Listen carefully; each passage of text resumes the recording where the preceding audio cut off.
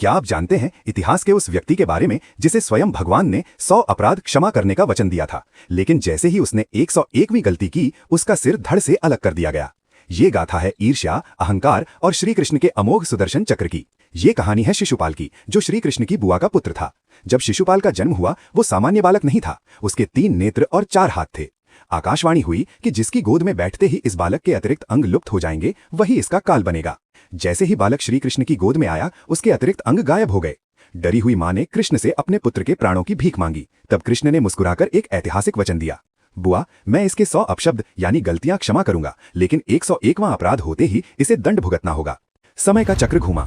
धर्मराज युधिष्ठिर के राजसूय यज्ञ में देश विदेश के महान राजा एकत्रित हुए। जब पितामह भीष्म के सुझाव पर श्री कृष्ण को प्रथम पूज्य मानकर उनका पूजन शुरू हुआ, तो शिशुपाल के भीतर छिपी ईर्ष्या की अग्नि भड़क उठी। क्रोध में अंधा होकर वो भरी सभा में मर्यादा भूल गया। वो श्री कृष्ण को ग्वाला, चोर और कपटी जैसे अपमानजनक शब्दों से संबोधित करने लगा। पूरी सभा स्तब्ध थी। पांडव क्रोध से कांप रहे थे। अर्जुन और भीम अपनी तलवारों पर हाथ रख चुके थे, लेकिन कृष्ण, वे शांत थे। उनके चेहरे पर वही मंद मुस्कान थी जो वास्तव में आने वाले विनाश की आहट थी। कृष्ण मन ही मन गिनती कर रहे थे, 98, 99। जैसे ही 100वां अपशब्द निकला, कृष्ण ने गंभीर स्वर में चेतावनी दी, रुक जाओ शिशुपाल, तुम्हारी सीमा समाप्त हो चुकी है। लेकिन विनाशकाले विपरीत बुद्धि। अहंकार में चूर शिशुपाल ने जैसे ही 101वां अपशब्द कहा, श्री कृष्ण की तर्जनी उंगली से सुदर्शन चक्र बिजली की गति से निकला।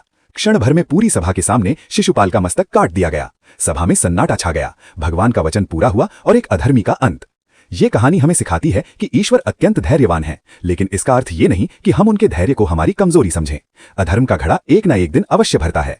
क्या आप भी मानते हैं कि बुराई का अंत निश्चित है? कमेंट्स में जय श्री कृष्ण जरूर लिखें और ऐसी ही पौराणिक गाथाओं के लिए हमारे चैनल को सब्सक्राइब करें। धन्यवाद।